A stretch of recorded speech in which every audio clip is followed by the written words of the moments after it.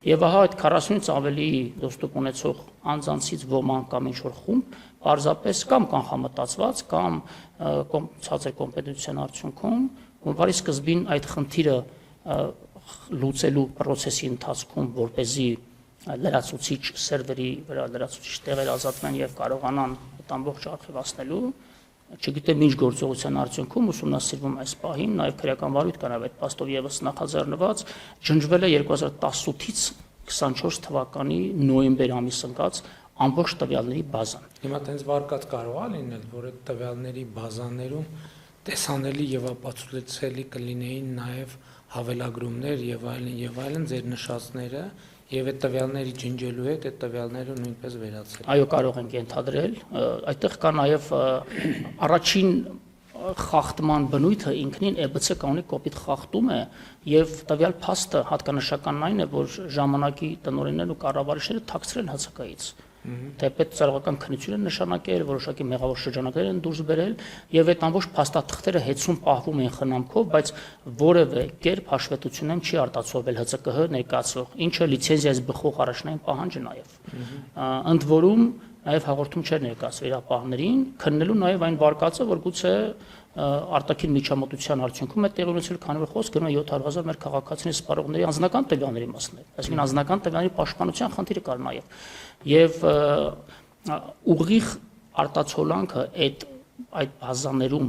եղած տեղեկատվության բիլինգի այլ համակարգում որոշակի կան, որը որ տվյալ համակարգից ներբեռնվում է բիլինգի համակարգ, ընդ որում մարդկային գործոնով պայմանավորված։ Պարզապես այդ ծախսը վերականգնելի է, թե վերականգնելի։ Այս պահին մինչև այս պահ չի հաջողվել վերականգնել։ Թեպետ մյուս կողմը պնդում է, որ այն տվյալները, որոնք որ արտացոլված պիտի լինեին տվյալ համակարգում, ջնջված համակարգերում, այսպես թե այնպես արտացոլված են բիլինգի բազաներում, բայց բնավ դա այդպես չէ, որովհետեւ ծախսումների,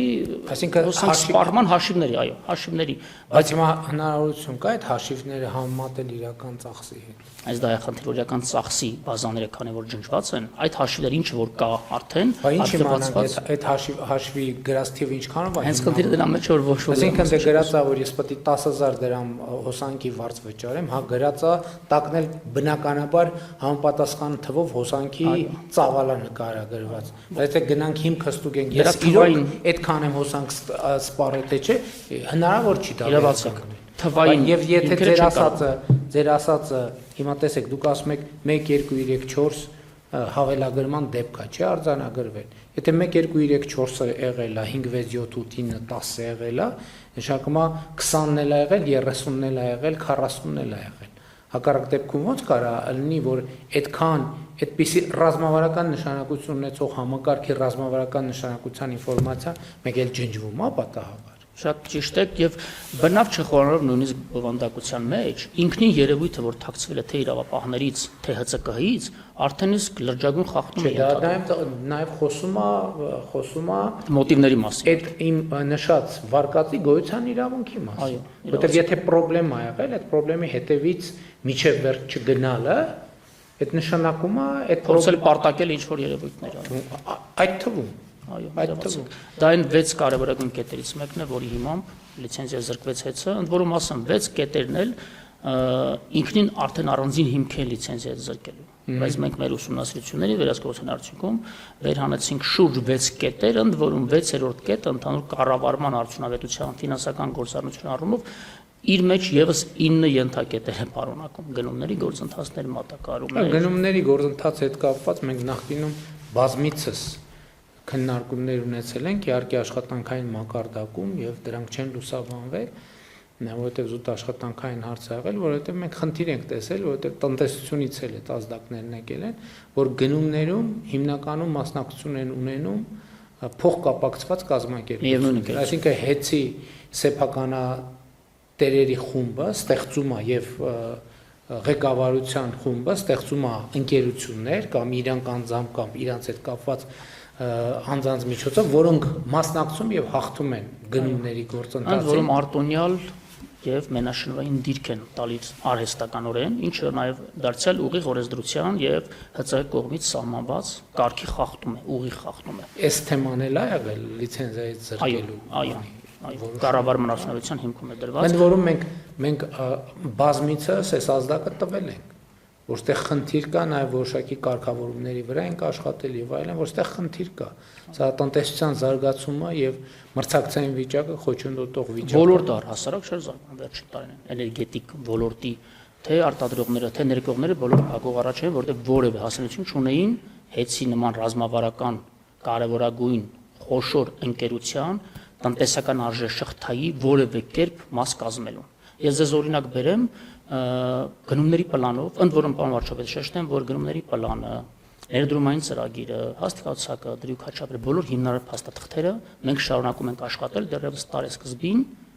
իրենց իսկ կողմից հաստատված փաստաթղթերի հիման վրա, որը փոփոխություն չեն կարել։ Դա սկզբունքային չեն կարել, որպեսզի հետագայում չշահարկվի, որ մենք պիտի զարգացնեինք կառավարչի ապարատը եկավ եւ այլն։ Եվ իրենց իսկ հաստատված գնումների պլանով օրինակ կցորդիչների դա որոշակի դետալ է, որը որ մալուխային գծերի վթարների ժամանակ կիրառվում է եւ հազարավոր, եթե ոչ տասնյակ հազարավոր կցորդիչներ են օգտագործում տարեկան ցանցում վերանորոգման աշխատանքներ իրականացնելիս միավոր նույն տեսակի, նույն տեխնիկական բնութագիրն ունեցող նույն քանակի գնման խմբականակը նախատեսված էր 128 միլիոն դրամի եւ կոնկրետ ընկերություն կար նախանշված, ում առաջարկած գնով էլ գնման պլանը կազմել էին բնականաբար եւ բաց թափանցիկ ներառական 3 փուլից բաղկացած գնումների գործընթաց իրականացրեցինք, նախնական այսպես ասած free call արեցինք, ազատ կանչ արեցինք այն ընկերությունները, ովքեր որ հետաքրքրված են տվյալ սարքերի ներկրման եւ արտադրելու մեջ, իրենց բոլորի տվյալները հավաքագրեցինք, տեղ բնութագրերը առանձին բոլորին ուղարկեցինք, գնային առաջարկներ ներկայացնելու եւ շուկայի ուսումնասիրություն իրականացրեցինք եւ վերջնարդյունքում հանրային գնումների օրենսդրությանը խիստ համապատասխան գնման արդյունքում 128 միլիոն դրամ գնումների պլանում դրված նույն քանակի նույն տեղ բնութագրով ապրանքը ձեռք բերեցինք ընդամենը 58 միլիոն դրամով 70 միլիոն դրամ միայն խնանենք այդ գործարքում ընդ որում մեկ հատկանշական օրինակ էլ ձեզ բերեմ ուժային մալուխի նույն տեսակի նույն խմբին պատկանող միավոր գծամետրը 30,000 դրամ գնումների պլանում դրված կոնկրետ ընկերությունով մինչ այս տարիների վեր հարյուրավոր միլիոն դրամների մատակարարել է հեծին, այդ ընկերությունը գալիս է առաջարկ է անում 30,000 դրամի փոխարեն 19,200 դրամ։ Վերահսկարկման արդյունքում այլ ընկերություններ ավելի ցածր գին են առաջարկում եւ տվյալ ընկերությունով տվյալ ուժային մալուխը ավանդաբար մատակարարել է 28-ից 30,000 դրամով գծամետրը, մատակարարում է 18,400 դրամով գծամետրը։ Այսինքն կարող ենք ասել, որ նույն որակի նույն տեղ բնութագրի, կարող ենք ասել, որ առնվազն ապրանքանյութական արժեքների մատակարարումները տևական շրջան վերջին տարին իրականացվել են առնվազն 60-70 մինչև 100% ուռճացված գներով, ինչը ուղղակիորեն ներդրումային ծրագրերի մասով ուղղակիորեն մտել է սակագին։ Սակագնի կառուցվածքի մասը կազմել։ Դե հիմա այս բոլոր թեմաներով մեկ հետաքննություն նախաձեռնել ենք, որ հասկանանք ոնց է տեղի ունենում կամ ոնց է տեղի ունեցել սա։ ՀՑԿ-ի վարույթի շրջանակներում ՀՑԿ-ն որպես վերահսկող կարգավորող պետական մարմին բոլոր այդ նյութերը ուսումնասիրել են եւ այդ նյութերի այն հատվածը, որոնք որ փաստաթղթերով պատշաճ հիմնավորվել են, բոլորը դրվել են վարույթի հիմքում։ Այն դեպքերում, որտեղ որ մենք առերևույթ հանցակազմի դրվագներ ենք տեսել, ես ինքս հաղորդում եմ ներկայացրել նաեւ գլխավոր դատախազություն։ Հիմա փաստորեն ստացվում է, որ կցորդիչը, որը կարող էր իհարկե շուկայական գինը որոշակի փոփոխություններ կարող է ունենալ, բայց պլյուս 10%, 20% եւ այլն։ Այսինքն, որը կարող էր ձեռք բերվել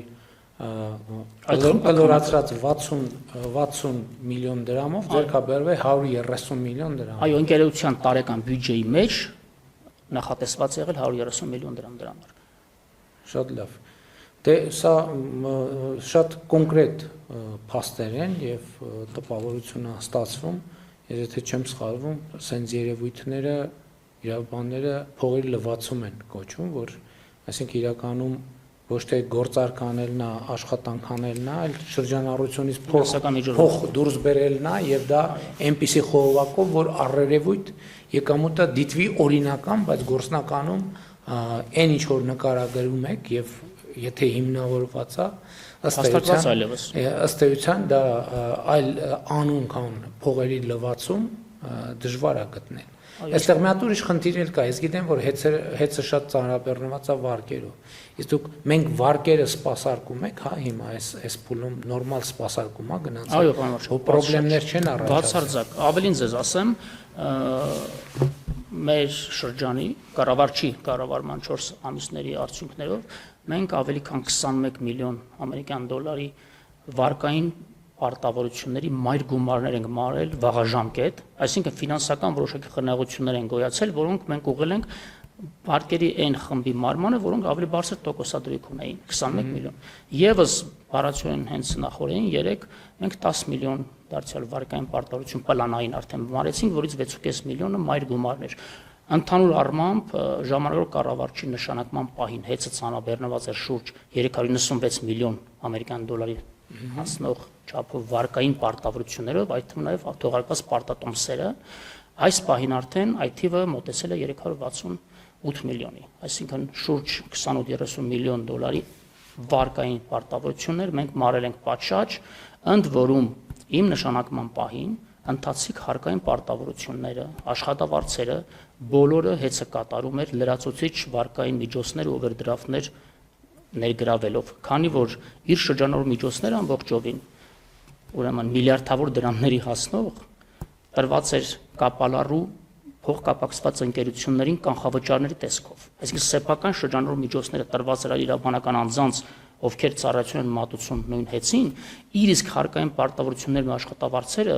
5 վարկ են վերցնում հարկ տալիս, իսկ իրանց միջոցները, որոնք տրված էր այլ աշխատավարձ եւ հարկ պետքա տային, տալիս են ուրիշ ընկերությունների տոկոսով թե առանց տոկոսի։ Իհարկե առանց տոկոսի, քանի որ աշին ընկերությունների խմբի կամ մասեր կազմում կամ աֆիլիացված պաշտոնատար անձանց ընկերությունների։ Ինչու՞ ես լսել եմ նաև, որ տենց երևույթներ են արձանագրվել, որ հեծի անունով վարկ են վերցրել բանկերից եւ տոկոսով եւ առանց տոկոսի վարկը այդ նույն գումարը ըստ էության տվել են որևէ կարգավիճակով կամ կոնկրետ անձանց կամ կոնկրետ ընկերությունների, ասենց երևույթ էլ նկատվել է, հա։ Քանի որ վարույթի ավարտից օրեր առաջ ես արդեն հանդիպել եմ նաև միջազգային բանկերի EBRD, ADB-ի, ֆինանսական միջազգային կորպորացիայի ներկայացուցիչներին պաշտոնական եւ այդ մասին արդեն պաշտոնապես զրույց ենք ունեցել, ես ինձ թույլ տամ նաև եթերում այդ մասին խոսել, որ այո, դա ուրեմն այն երևույթի մասին է, որ հեծը 100%-ով գրավադրված լինելով միջազգային բանկերում եւ ունենալով վերջիններիս նկատմամբ շուրջ 116 միլիոն ամերիկյան դոլարի վարկային պարտավորություններ,